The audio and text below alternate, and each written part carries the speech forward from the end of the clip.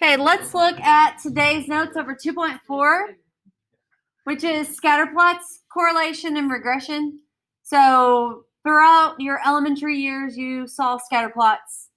And then we started adding some regression stuff in Algebra 1. So now we are going to look more. I think we also did it a little bit in Algebra 1 with the correlation coefficient. So we're going to look at that a little bit more in detail. So let's see. So we are going to have a paired sample of data, so like an X and a Y, so two variables.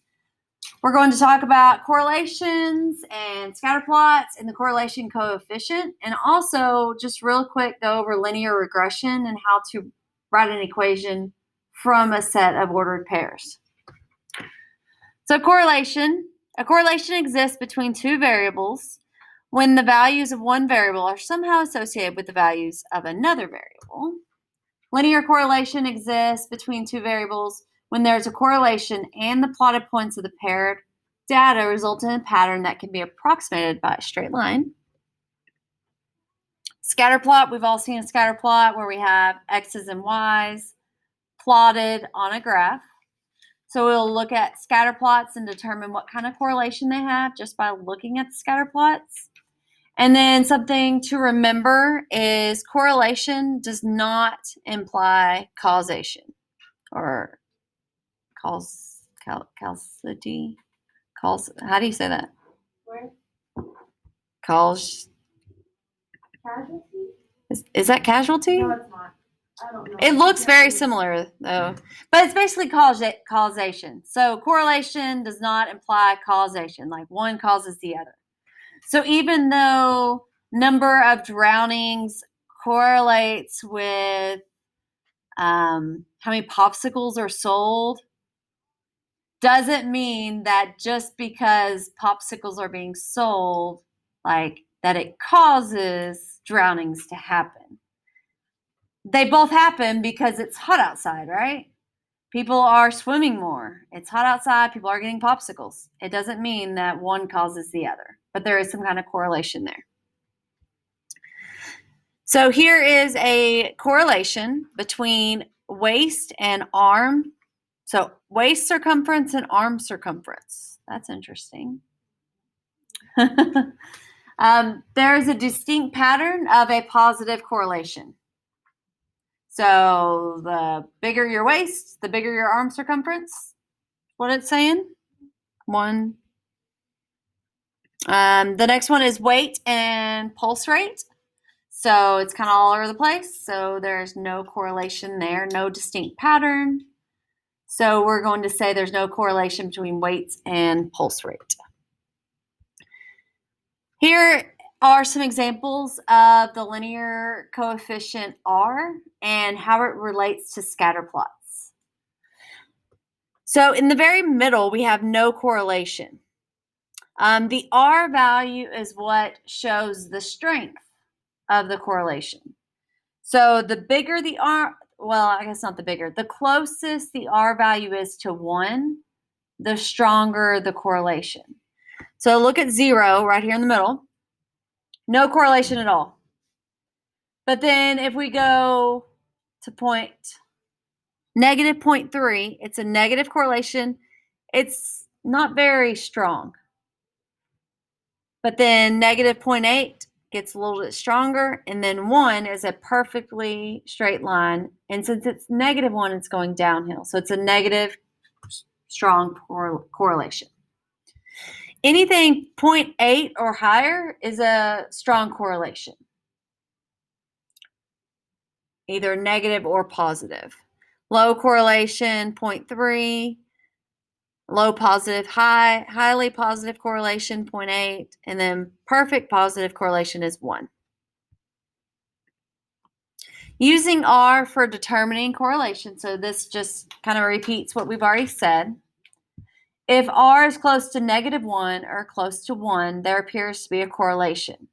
If R is close to 0, there does not appear to be a linear correlation. So the closer you get to 0, it's not a very good correlation. Closer you get to 1, negative 1, it is strong. Okay, we are going to talk about how to get the R value and also linear regression. Do y'all remember doing the calculator 2-var stats back in Algebra 1, Algebra 2? So this is just how to do it. We're going to do it on the next slide. So type the data in L1 and then go to Calc 2-var stats, or no, it'll actually be linear regression. I don't know why I did 2-var stats. It'll be number 4. So circle that one. And we'll do the linear regression. And then the R value is the last one. We're not going to use R squared. We're going to use R. So let's look at this first example. So this says correlation between shoe print lengths and heights. Find the R value. So get your calculator out.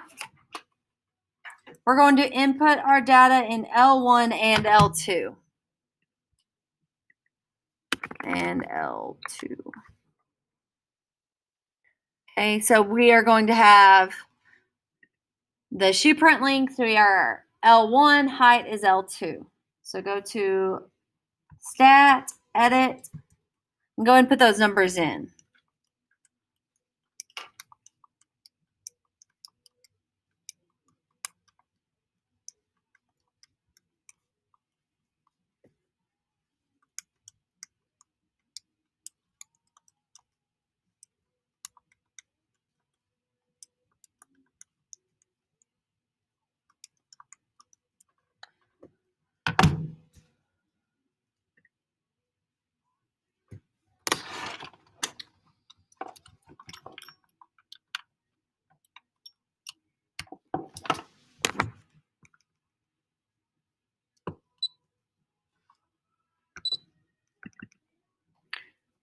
Okay, then go to Stat, Calc, Linear Regression, L1, L2, Calculate. This one doesn't give the R. I think we have to go to Mode and change something. Stat Diagnostics needs to be on. Then we'll go back and do it again.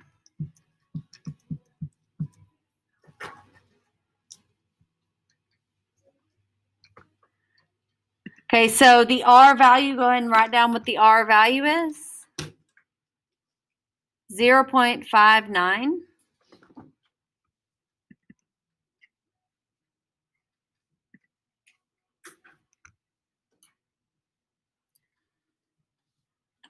So is that a very strong correlation? No. So it's almost close to no correlation because 0 would be no correlation. 0.3, what was 0.3? A low negative, low positive, I mean. So it's just a low positive correlation. Okay. Okay, so that's dealing with R. So we are still going to be looking at R, but now we're going to look at the p-value.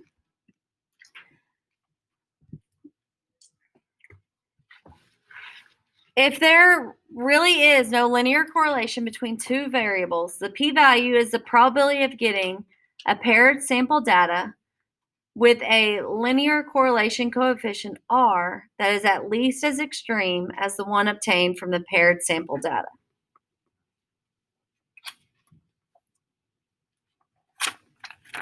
Okay.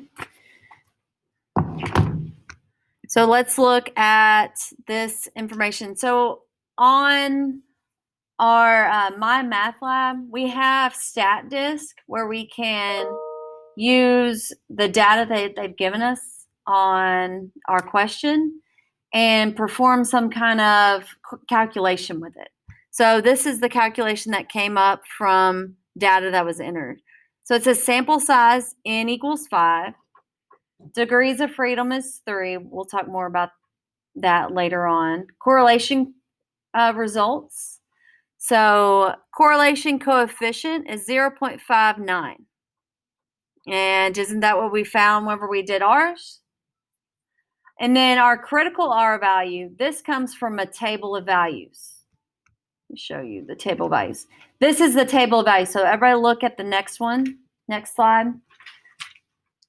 So these are your critical values of linear correlation coefficient R. And the critical value is determined by your number of pairs of data. So since we had a sample size of 5, we go over here, and our critical value is 0.878, which if we were to look at it on a number line, so 0 means no correlation, remember. 1 means positive correlation, and -1 means negative correlation. The critical value is up here, close to 1. But our sample data gave us 0.591, which is right here. And that falls in that no correlation area. So depending on the number of pairs of data, that's going to determine if there's a correlation or not. If it falls between your critical value, you do the positive and negative. So see how this says 0.878. So you do negative 0.878, that would be a negative correlation. And then positive 0.878, which is a positive correlation. Anything above those critical values is considered a correlation. Anything below it or between them is going to be called no correlation. So the sample data that we got was 0.591, which falls in the no correlation area. Okay, so we'll be using this table quite a bit. So if we look back over here, this is a summary, and it says the p-value of 0.294 is high. So they gave us a p-value here. I'm not sure if our calculator will do that, but StatDisk will. But that is considered a high value, meaning that the probability of getting a linear correlation coefficient of 0.59 is high. So that means that there's no linear correlation between the two variables. Some of this gets pretty confusing, but what you're going to have to look for is how this correlation coefficient R compares to your critical value, which is found from that table. Another thing that we'll need to look at, something that's significant, let me see, it's right here. So interpreting a p-value. Only a small p-value, such as 0.05 or less, or we can say 5% chance or less, suggests that the sample results are not likely to occur by chance when there is no linear correlation. So a small p-value supports a conclusion that there is a linear correlation between the two variables. So if you want to show that there's a linear correlation between the two variables, we really want that p-value to be 0.5.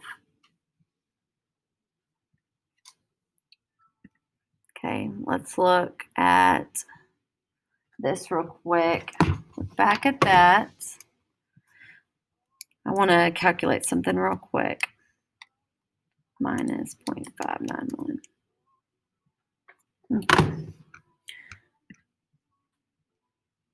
Okay, so let's go to an example.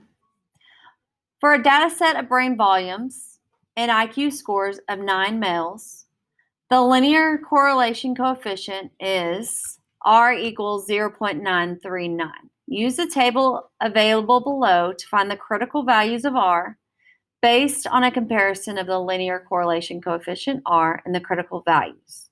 What do you conclude about the linear correlation? So on this one, we don't need to calculate anything. All we're going to be doing is looking at the critical value and comparing it to the R value. So I'm going to write on mine. Okay, so they gave us that the R value is 0.939.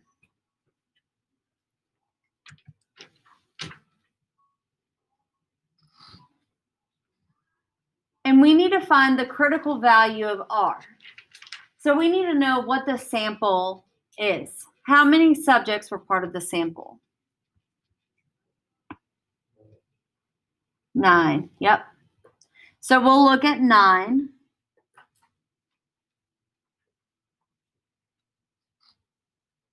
So we are going to say that our critical value, CV, is going to be negative 0.66 repeating and positive 0.66 repeating.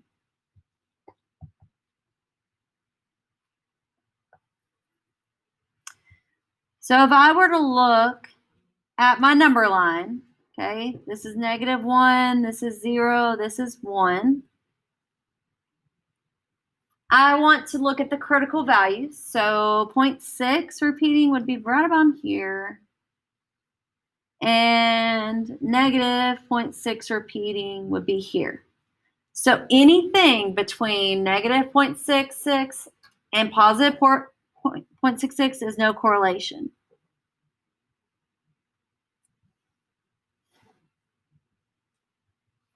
Anything above, this is a positive correlation. Anything below is negative.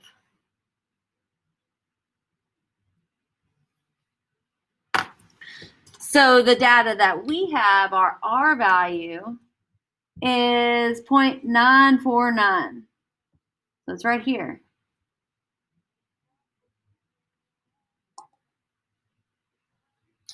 So that means there is a correlation and it's positive. And this is also called right-tailed. It's on the right side. If I were to draw a bell curve over this, it'd be my right side tail. And there is a correlation. I'll put positive correlation. And I think that's pretty strong correlation because it's higher than 0.66, quite a bit higher, and it's really close to 1.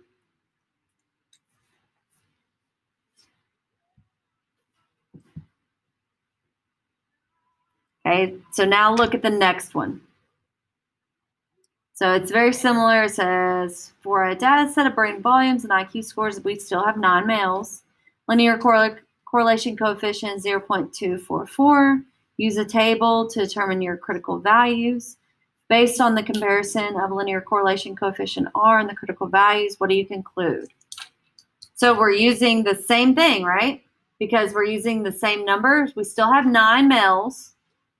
If our number of subjects changed, then we would need to change our critical values. But it didn't. So our critical value is still the same, negative 0.66 and 0.66. And they gave us that the R is 0.244.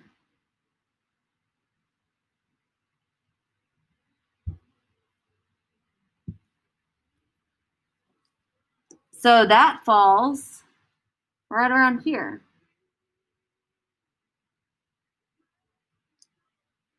So that is between the critical values.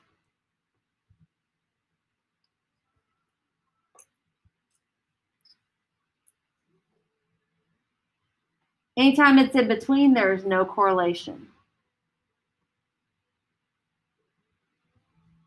No linear correlation.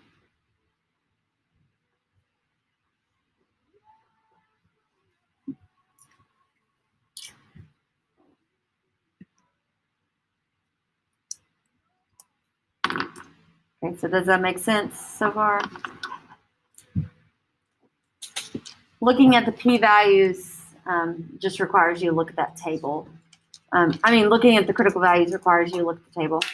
The p-value, I would think that's the most confusing, but look for being 5% or lower. And that means that the chance of having this occur is 5% or lower. So if your chance of having it occur is by chance is low, then that means that there is a correlation between the two. Okay, let's look at the next one.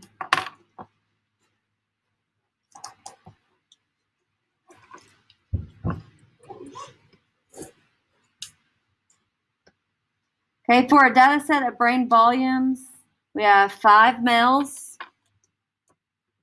Our linear correlation coefficient is found to be 0.594. Write a statement that interprets p-value and concludes a conclusion about linear correlation. Okay, so they gave us the p-value is 0.594. So we are interpreting that p-value. So this p-value means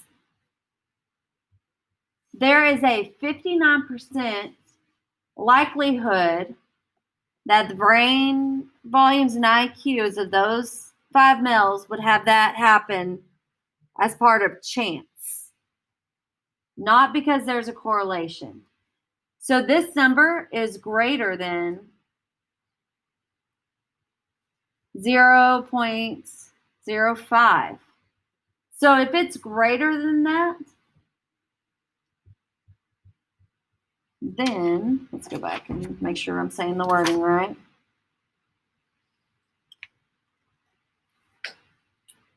We conclude that there is not sufficient evidence to conclude that there is a linear correlation between the two.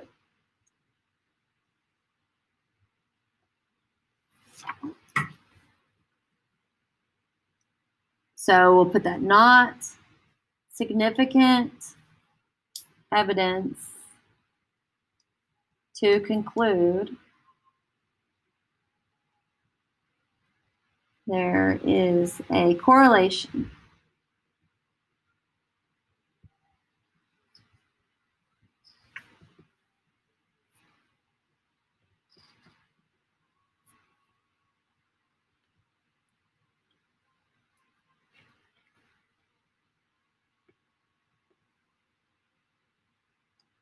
Okay, so then the next one, for a data set of weight, pounds, and the fuel consumption amounts, MPG of 8 types of automobiles, so we have 8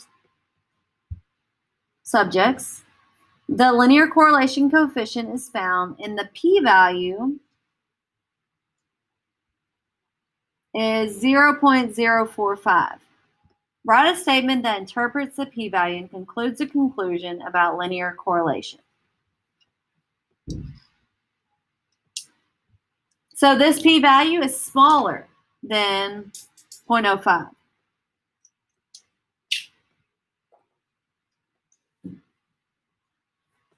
So anytime it's smaller, there is significant evidence to conclude that there is a correlation. Let's see how it was written on the last one. So a small p-value supports a conclusion that there's a linear correlation between the two variables.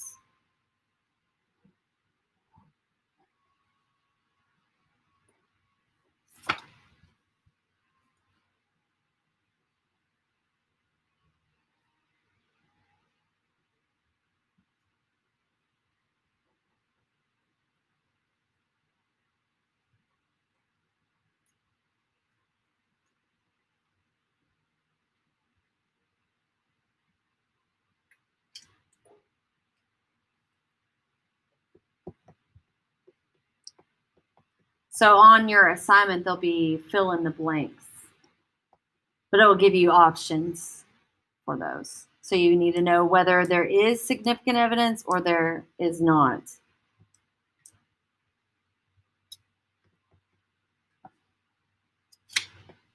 Okay, the last thing we'll study is regression. So given a collection of paired sample data, the regression line or line of best fit is a straight line that best fits the scatter plot. So we would have y equals b naught plus b1x. We can also write it as ax plus b. We see it a lot of times. That's how we'll see it in the calculator.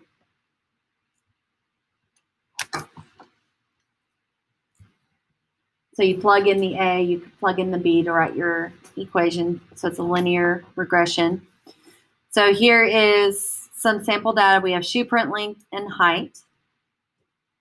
And the line has gone through the data. This is our line of best fit or our regression line.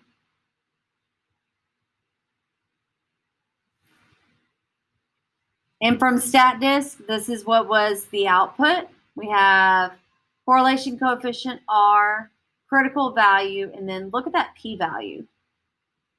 P-value is 0. So that's really good. That means that there is evidence to support the conclusion of a correlation. And that R value is pretty high too. And then we get our B0 and our B1, and we're able to write our equation from that. Like a y equals mx plus b. Okay. And that is it for your notes. So you have the 2.4 assignment on my lab math.